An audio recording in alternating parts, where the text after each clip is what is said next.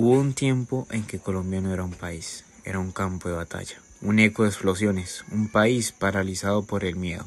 Pero en medio de esa oscuridad, un grito rompió el silencio, el grito de la séptima papeleta, la promesa de que podíamos reescribir nuestro destino. La Constitución de 1991 fue ese pacto, la esperanza de un Estado social de derecho, pero la tinta apenas se secaba cuando la guerra volvió a llamar. Ahora con helicópteros Black Hawk y el dinero del Plan Colombia. Este video no es solo la historia de un país que negoció la paz, que abrió sus fronteras al comercio global o que se levantó en estallidos sociales. Esta es la historia de cómo todos esos eventos nacionales impactaron nuestra tierra, la tierra que habitamos. Para entender la dualidad de Colombia tendremos que mirar a través de un lente en específico. Tenemos que mirar a Nilo, mi pueblo. Bienvenidos a la crónica de una nación en obra negra, la crónica de Nilo, entre el fuerte y el remanso. El despertar entre las cenizas. Esa historia comienza en un momento de oscuridad. A finales de los 80, Colombia parecía una casa en llamas, asediada por bombas y el miedo del narcotráfico. En los 90 sucede lo inesperado. No fueron grandes generales, ni mucho menos los políticos de siempre. Fueron aquellos estudiantes universitarios quienes encendieron una pequeña luz. Siendo un gesto casi romántico, impulsaron el movimiento de la séptima papeleta. Fue un grito silencioso, en las urnas que decían: necesitamos reescribir nuestras reglas. Ese clamor dio a luz a la Constitución del 91. Fue como el país firmó un nuevo contrato de convivencia, siendo declarado un Estado social de derecho, multiétnico y protector. De repente, la tutela se convirtió en el arma legal de los débiles frente a los poderosos, un cambio revolucionario en la justicia. Sin embargo, en esta cinta de la Constitución apenas se secaba cuando la realidad golpeó la puerta. Mientras en Bogotá se habla de derechos, en las selvas y campos de guerra, la guerra recrudecía. A finales de la década, el gobierno liderado por Andrés Pastrana estrechó la mano del tío Sam para crear el Plan Colombia. Lo que se vendió como un plan de ayuda para la lucha antinarcóticos pronto se sintió en el terreno como el rugido de los helicópteros Black Hawk y una lluvia de glifosato. Colombia se adentró al nuevo milenio con una constitución moderna bajo el brazo, pero con botas militares puestas, priorizando la guerra sobre la promesa social. El pulso por el alma del país. El siglo XX se ha despertado con una nación cansada. El 2002, aquel hombre llamado Álvaro Uribe Vélez subió al poder, prometiendo recuperar la autoridad, naciendo una era entre comillas seguridad democrática. El giro de tuerca político y la paz. Las carreteras se llenaron de viajeros y aquellos frecuentes, muy temidos secuestros bajaron, generando una sensación de alivio en las ciudades. Pero el costo de esa seguridad fue alto. El conflicto se envolvería en una cacería implacable que en afán de resultados dejaron heridas profundas. Ya serán una idea los muy debatidos falsos opositivos. El poder ejecutivo se rebuceció tanto que modificaron las reglas del juego, con una bajo la manga: permitir la reelección presidencial, siendo centralizada la figura del mandatario como nunca antes y poniendo a prueba la joven institucionalidad del 91. Pero la historia colombiana es pendular. Años después, Juan Manuel Santos, quien había sido ministro de esa guerra, sorprende al mundo, sentándose a hablar con aquel enemigo histórico. 2016, donde fueron años de tensión. En La Habana se firmó la paz con las FARC. Fue un momento surrealista. Guerrilleros entregando fusiles a cambio de rosas y palabras, dando inicio a la Jurisdicción Especial para la Paz, la tan mencionada JEP, un mecanismo para buscar verdad y justicia sin sacrificar la reconciliación.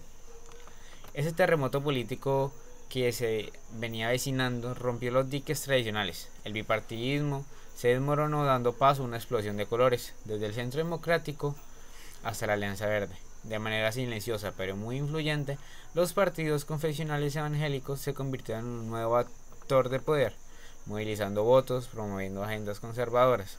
Finalmente, esa apertura, catalizada por el estallido social, permitió que en el 2022 el péndulo oscilara completamente hacia otro lado, siendo la primera vez donde la izquierda llegara al poder, cumpliendo tardíamente la promesa de la diversidad política inscrita en la Constitución.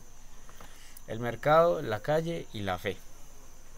Mientras todo eso pasaba en los palacios del gobierno, el bolsillo de los colombianos veía su propia transformación. El país derribó sus fronteras comerciales con la apertura económica y firma masiva de los tratados de libre comercio, las TLC. Los supermercados se llenaron de manzanas de Washington y carros asiáticos, pero el campesino que cultivaba papa o leche sintió el frío de competir contra grandes globales, exacerbando el abandono del campo.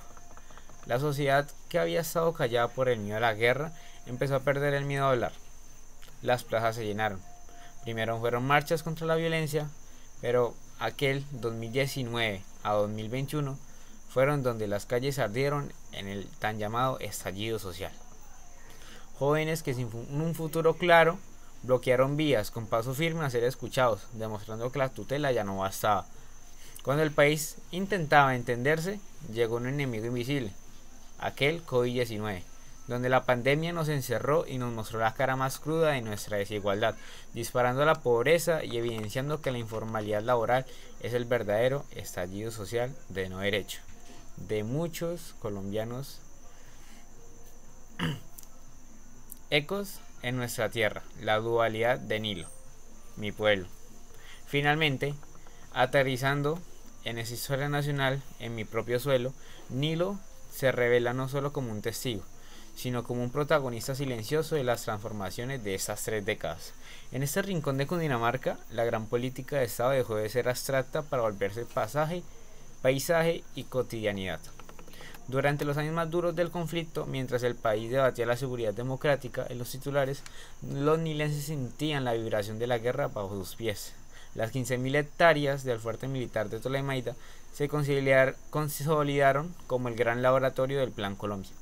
Nilo se ha convertido en la Universidad del Combate de todo el continente, una realidad que trajo una institucionalidad militar robusta, brindando al municipio, pero recordándonos constantemente, con el ruido de los helicópteros, el paso de las tropas, que la paz era un anhelo lejano y costoso. A medida que esa seguridad retornaba a las carreteras, el país abría al mundo. Con los TLC y la inversión extranjera, Nilo experimentó esta propia mutuación económica radical. Mi municipio no pasó de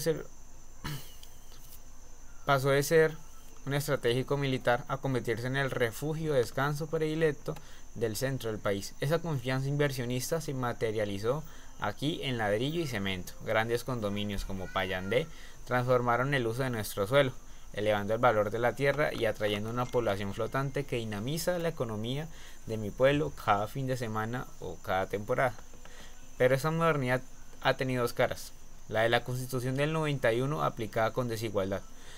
Hoy mi pueblo vive la paradoja típica del siglo XXI, donde conviven el lujo de las casas de recreo con la persistencia del campesino tradicional, que entre cultivos de mangos y cítricos lucha por no desaparecer ante la vocación turística.